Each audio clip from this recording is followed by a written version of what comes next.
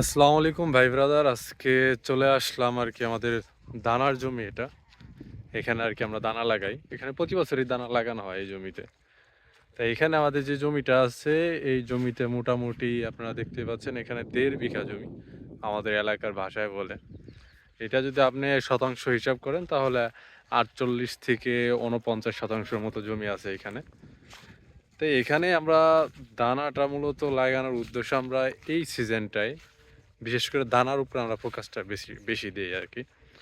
কারণ দানার যে একটা ফসল এটা সবাই আর কি উৎপাদন করতেও চায় না, এখানে অনেক ব্যয়বহুল। যেহেতু আমাদের এখানে ১.৫ বিঘা জমি, আমাদের ১.৫ বিঘা জমিতে অলরেডি ১ লক্ষ টাকার উপরে খরচ হয়ে গেছে। মানে পেঁয়াজ লাগানো, ওষুধ দেওয়া, ১ লক্ষ টাকার মতো যদি অলরেডি খরচ হয়ে যায় তাহলে আরও সামনে অনেক খরচ আছে। আপনার প্রচুর পরিমাণে কীটনাশক ইউজ করতে হয় দানার জমিতে। আর যখন আমাদের কীটনাশক ইউজ করতে করতে একটা সময় যখন ফুল আসে, ওই ফুলের সময় সব থেকে বেশি সেন্সিটিভ। ওই সময় ওষুধের মাত্রা যদি একটু বেশি হয় বা কম হয়, দেখা গেলো একটা ওষুধের সিরিয়াল যদি মার যায়, তাহলে সেক্ষেত্রে কি হয়, আপনার ওই যে দানা ফুল থেকে যে বিচিগুলো আসে, সিড যেগুলো আসে, ওইগুলা তখন কি হয়, নষ্ট হয়ে যায়। ওইগুলা আর আপনার ওই বিচিগুলো হয় না। যদি ওইটা না হয় তাহলে মনে করেন এখানে ১.৫ বিঘা জমিতে আপনি প্রায় ১ লক্ষ ১,৩০,০০০-১,৪০,০০০ টাকা তো খরচ হবে এখানে। এই ১,৪০,০০০ টাকাই মনে করলেন যে আপনার লস হয়ে যাবে। আপনি দানাই পাবেন না। ১.৫ বিঘা জমিতে আপনি সর্বোচ্চ যদি দানা পায়ে থাকেন তখন দেখা যাবে যে ২০ কেজি দানা পাবেন। আর ২০ কেজি দানার কতই বিক্রি করবেন? ওই সময় দেখা যায় অতটা লাভ হবে না। কিন্তু এই ১.৫ বিঘা জমিতে মিনিমাম হলেও আপনাকে দানা বানাইতে হবে ৪ মণ। ৪ মণ প্লাস যদি এরকম হয় তাহলে ভালো হয়। কিন্তু এইবার আর কি দানার পরিমাণটা মানে আবহাওয়ার এরকম একটা অবস্থা যে দানার গ্রোথটা এই জমিতে আমাদের বেশি একটা ভালো না। এই যে একটা জমি দেখা যাচ্ছে এটায় পানি দিছে কিছুদিন আগে, এখন দেখা যাচ্ছে পাতা হেলে যাইতেছে, এটা ফুটা ফুটা একটা ভাব চলে আসছে। যদি পানি না দিত তাহলে ওনার জমিতে আরো দেখা যাইতো যে ভালো পরিমাণের আর কি হইতো, পেঁয়াজটা ভালো হইতো, দানাটা ভালো হইতো। এই হচ্ছে একটা ব্যাপার। দেখা যাক আমরা এখানে কি পরিমাণ দানাটা উৎপাদন করতে পারি, এই বিষয় নিয়ে আপনাদের সাথে শেয়ার করব। অনেক দিন যাবৎ ভিডিও ছাড়া হয় না, কারণ এই নানান ধরনের কাজ থাকে, কাজের প্রচুর পরিমাণ চাপের কারণে আর মনে হয় না যে একটু ভিডিও করি আর আপনাদের সাথে শেয়ার করি। কারণ আমরা এটার পাশাপাশি কিছু সবজি ক্ষেত করি, যেমন বেগুন। ওই বেগুনে বিভিন্ন ধরনের পোকার আক্রমণ থাকে, ওষুধ দিলে ওই পোকাগুলো মরতে চায় না।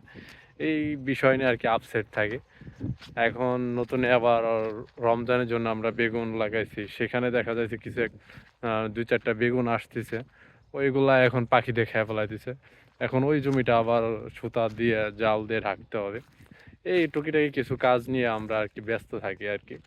তা আপনাদের সাথে শেয়ার করব যে আমাদের যে মূলত আমরা দানা উৎপাদন করি, এটা সচরাচর সবাই দানা উৎপাদন করে না। দেখেন আমাদের এই এরিয়ার ভিতরে এখানে হয়তো অনেক জমি হবে, এতটা আমি যদি আনুমানিকও ধরি, আমার মনে হয় তাও ২০০ বিঘা বা ৩০০ বিঘার মতো জমি হবে। দেখেন আশেপাশে যত ধরনের ফসল আছে সব হালি লাগাইছে, হালি, পেঁয়াজ বা অন্য ছোটোখাটো টুকিটাকি কিছু ফসল আছে সেগুলো করছে। দেখেন এখানে আপনি যদি দেখতে পারেন, আমাদের এখানে আমরা ১.৫ বিঘা জমি লাগাইছি, আরেকজন লাগাইছে ১.৫ বিঘার মতো।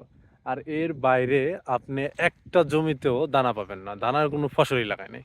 সবাই এক চাপা যত ধরনের লোকজন আছে সব হালি পেঁয়াজ, অন্যান্য পেঁয়াজ, মুড়ি কাটা, এইগুলা আর কি সবাই লাগাইছে। তাহলে তো বুঝতে পারছেন এই ২০০ বিঘা জমির ভিতরে তাহলে আমরা কতটুকু পরিমাণ এখানে দানা তৈরি করছি। আর আমাদের অন্য আরেকটা জায়গায় জমি আছে, সেইখানেও আমরা আর কি দানা লাগাইছি, ওইখানে ৩.৫ বিঘার মতো। ওইখানে দানাটা আর কি অনেক ভালো হয়েছে, কারণ এখানে আমাদের দানার এই জমিটা একটু গ্রোথ কম থাকার কারণ হচ্ছে আমরা এখানে ২ বার পানি দিছিলাম। যদি এবার একবার পানি দিতাম তাহলে সব ফসলটা সব থেকে ভালো হতো আর কি। আচ্ছা, পরবর্তীতে আমরা এই জমিতে একটা স্প্রে করব, যে কি স্প্রে করা যায়। আমরা কিছুদিন আগে একটা স্প্রে করছি, যে স্প্রের কোনো পরিবর্তন আসতেছে না দেখা যাইতেছে। এখন দেখি চিন্তা ভাবনা করে কোন স্প্রেটা করলে আমাদের এই যে ফসলের জন্য ভালো হবে, সেটা আপনাদের সাথে শেয়ার করব। তাহলে ভালো থাকবেন সবাই, দেখা হবে পরবর্তী ভিডিওতে। আসসালামু আলাইকুম।